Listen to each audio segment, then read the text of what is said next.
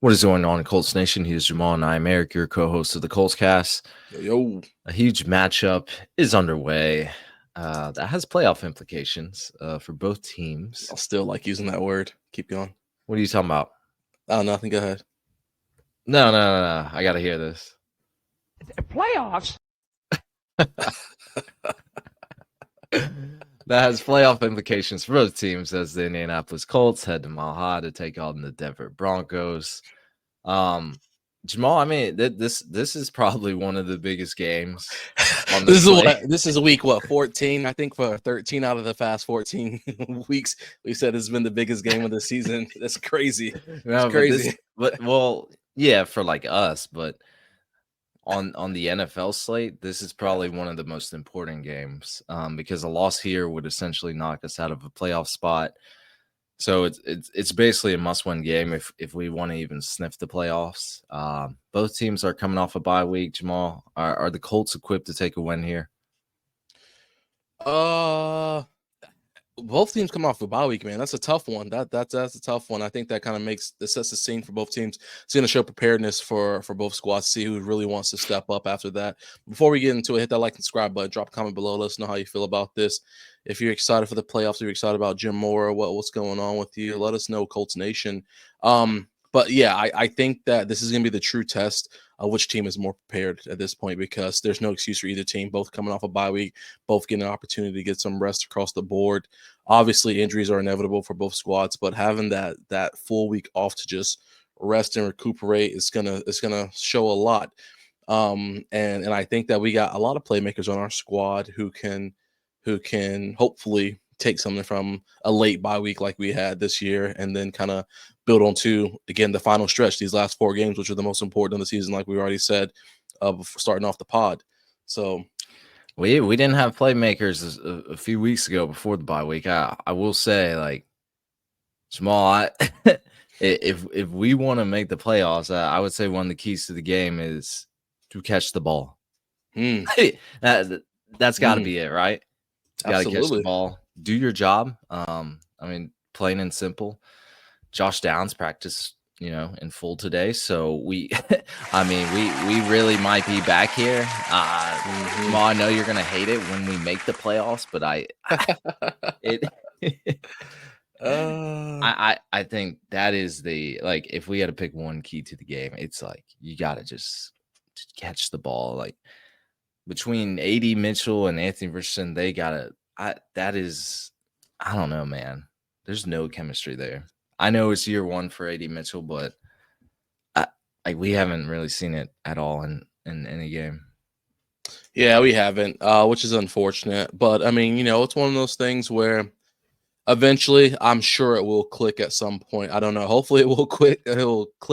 We'll see, but it should click. And again, rookie walls happen. I mean, we saw, obviously, I know I can't compare Josh Downs to AD, especially when we look at their rookie seasons, but Josh Downs did hit a rookie wall last year for us, and I think obviously he had production value leading into that, which AD really hasn't had.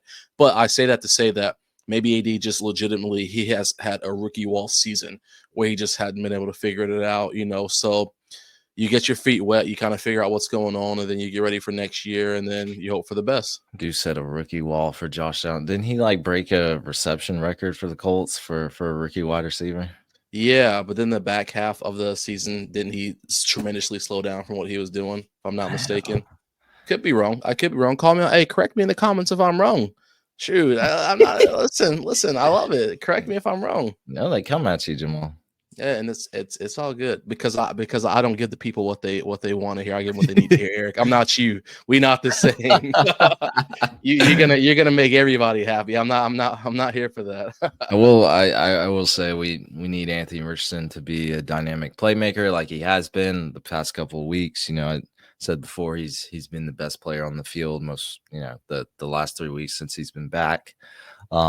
He's gonna have to outduel Bo Nix, who has had a great start to his NFL career. Kind of afraid what Bo Nix can possibly do to this Gus Bradley defense, because from what I've seen, he's done well against zone-based defenses, zone coverage. Gus likes to use a lot of cover 2, cover 3, and he sticks with it. He doesn't adapt a lot. You know, it's one trick pony essentially, and I don't know, that could spell bad news. I'm worried about Courtland Sutton as well on the other side. I mean, he's been their number one as of late, and uh, he's been on a tear lately, I will say. I mean, he's got 300-yard games.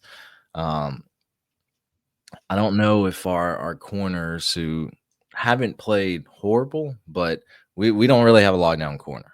And this is a situation where I feel like you need a lockdown corner for a 6'4" receiver who's been catching everything and making plays for that team. So it's going to be really hard to slow this team down. They've been playing some great ball lately. You know, Broncos were projected not to have a winning season. Here they are on the cusp of a playoff spot. So I'm a little worried, Jamal. I will say. I know we're going to be relentless. We're coming off a bye week as well. It's essentially a must-win game for this team, so they should come out and play hard. But again, it's going to be tough. They have one of the best defenses in the league. I mean, this team, the Broncos, are set up for success. They're well coached. They're just doing well. They're hitting on all cylinders. Yeah, fully agree. I mean, we're talking about a team that's allowing like 18 points a game. They're leading the league in sacks, 47 sacks, first in QB hits. Their defense is definitely set up to be, productive. So it's gonna mean that a lot of things have to happen for the Colts. Anthony Richardson has to come out there and be poised, and understand that, hey, listen, there's gonna be stunts coming at you from every single angle, but you have to be prepared to sit in the pocket or get out of the pocket and make a smart decision. But it also goes to the offensive line as well, which we already know. These guys have to be in tune. They have to be working together. And if they're working together, then I think that'll buy Richardson a little more time. And hopefully, if they're working together, it'll also get JT back on the board, because I know I live and breathe Jonathan Taylor. And I tell y'all every week that he is the best player on the team. And it's somebody who, while he's still averaging 80 yards a game and like 4.3 a carry, I think, or something like that, we need to see those 110-yard, 120-yard games. So we need to see like cohesiveness from the offensive line to the running back to the quarterback room, because they all play hand in hand. Of course, I want to see that from the wide receivers as well. But I just really want us to focus on that run game and kind of get it to where it needs to be, because I feel like it's been very bleak for what it's worth. Now, Richardson, on the other hand, his run game has been great. I mean, he's definitely showed that I think he has 4 tutties on the year rushing. He's averaging like just under or just over 5 yards carry. I can't remember exactly how much. So his production value has been phenomenal there. But I want to see JT be able to kick it back into gear, and we actually can use that two-headed monster like it's supposed to be used. Yeah, we need JT to have a really big game here, because I think the passing game might slow down here a little, especially if Riley Moss plays on the other side. The Broncos cornerback has had a pretty good year. And you were talking about how they were going to send people at Anthony Richardson and blitz. You know, Vance Joseph, their defensive coordinator, I believe he blitzes at one of the highest rates in the NFL. You know, he's developed a kind of blitz-heavy scheme, and just like Gus Bradley, I do feel like he sticks to it. And Anthony Richardson under pressure, it's a little different quarterback. So we're going to need him to make some plays out of structure, things like that. So I don't know, man. On paper, it doesn't seem like a great matchup, but I do feel like the Colts can potentially pull this out. It's going to be an interesting game because, like I said, Jamal, on the NFL slate, I do think this is one of the matchups that just have one of the biggest implications. I shouldn't say one of the biggest games, Sure. but I mean, I think those are probably synonymous, because there's just a lot of games that don't really matter. Like Ravens, Giants, Cowboys, Panthers. I mean, I'm just looking at it. Jets, Jaguars. So you get to the Dolphins, Texans. That kind of has some playoff implications. Bills, Lions. Some bigger games, things like that. But Colts Broncos 4:25 p.m. I don't know. This is gonna be great. Yeah, it's gonna be a good one. Hey, and speaking of which, just the last thing I want to touch on is the comment that Sean Payton made the other day. I've seen a lot of mixed emotions about it. Sean Payton just basically, he was comparing and kind of giving praise to, well, I won't say giving praise because I'll let you call it what you want, but comparing Richardson to Taysom Hill. And I saw some people excited about it because we know how much Sean Payton adores Taysom Hill. But then a lot of people were salty because they're like, what is he saying? And I want to hear your take on it first, and I'll give you my take on it. But Taysom Hill. yeah. No, you talked about it. What's your take on Taysom Hill? The quarterback, running back, tight end, the Swiss Army trio. knife. Yeah, the Swiss Army knife. I think that that's a respect comment from Sean Payton. I mean, a lot of people may not like Sean Payton that much or whatever the case it is, but Taysom Hill was utilized across the board for every single opportunity he could have while he was with this, or while Payton's with the Saints. So I think it's more of him saying that he's a threat across the board, whether he's running, whether he's throwing, he can be utilized in a lot of different ways. He's not talking down on him. Obviously, Taysom Hill is never going to be their starting quarterback when they had other quarterbacks back there. So let's be clear about that. But I do think that Sean Payton kind of adores Taysom Hill. So I didn't take it as a big dig like a lot of people were taking it. Like it's not as big as a dig as I think people were making it. In my humble opinion. He's being compared to a guy who's never solidified himself at a NFL position. I mean, he started out as quarterback, went to wide receiver, kind of split time at both, then went to running back, then went to tight end. Yeah, Anthony Richardson not doing that. He's he's talking about being a playmaker. Oh man, he's talking about being a playmaker. I don't trust Sean Payton. I mean, listen, I already said people don't like him. I don't like him either. I mean, I don't trust him either. I don't like him. I don't trust him. I just said that from the standpoint of a playmaker, I think it wasn't as big of a dig as what people were making it out to be. Compared him to a guy who ain't thrown for 1,000 yards passing ever. Like Richardson, 1,000. Like, yeah, come on, bro. We're not doing this. Yeah, I agree with you guys. I don't. That's a dig at my boy. It depends on how you read your books. I don't know. I guess it depends on how you read your books. You don't compare. You don't compare an Anthony Richardson, a quarterback, to a fucking tight end. No disrespect to tight ends, but that sounds like disrespect to tight ends. Apples and grapes. What are we doing here? I said as a playmaker. I'm not comparing him to his position. I said as a playmaker. So just to be clear about that. That's true. I said a playmaker. You did say that. So yeah, but obviously he's not a quarterback. Now I don't trust Sean Payton. I'm glad you brought that up. You can't trust somebody. You can't trust somebody who went for an onside kick to start the second half of the Super Bowl. So come on. I'm surprised there's not more Colts fans that don't like the Saints. Why? Because of that. Oh, you said don't like. Sorry, sorry. Yeah, I was thinking our last Super Bowl appearance. But yeah. Right after halftime, boom, onside kick. When you could actually do surprise onside kicks. Yeah, and that changed the entire momentum of the game. So I don't know. I guess they're a respectable team, as they were, but I'm just surprised because there's a lot of Patriots haters, Cowboys haters, things like that.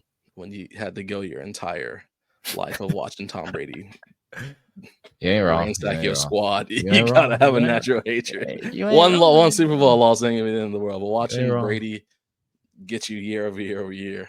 I have a personal bias because I know some Saints fans, and they're fucking invasive species. So they're just they're rather annoying. So I feel like that's kind of the case with pretty much any large market team, though. When you're small market, it's kind of just you kind of sit in your corner and you just do your thing. You don't want to kind of be in the limelight, the spotlight. Versus New Orleans considered a larger market than Indianapolis. Oh, that doesn't mean it's a large market. I mean, let me think. New Orleans Pelicans. What else? They have a hockey team. They don't have a baseball team. No, they don't have a baseball team. I don't know about a hockey team. I don't know about that. I don't know. I mean, they do have an NFL football team. They got an NBA team. That's decent, but so does Indiana, and that doesn't mean anything because we're still a small market. That's a small market team, bro. Stop playing. All right. Don't ever compare Anthony Richardson to Taysom Hill. First off, I don't know who you talking to. I don't know who you talking to. Who anybody else who's going to comment on this is talking to. I said playmaker to playmaker. I wasn't as big as a dig, but y'all gonna take these words. Y'all gonna take these words to as law and go ahead and cry and complain about it and do what you do best. And then Richardson I'll have is to a address it playmaker. again. I'll address it again after the post game. From that aspect, Jamal, yes, I agree. Playmaker. Yeah. But come on. Taysom Hill? No, I'm just That's all I got, man. That's all I got. And that's gonna be it for us, everyone. Sorry that we digress, but thank you for listening to the Colts cast. We are live on Apple Podcasts, Spotify, YouTube, or any platform you use to listen to podcasts. And we'll be back next time to give you some more Indianapolis Colts content. Y'all take care. Take it easy, yo.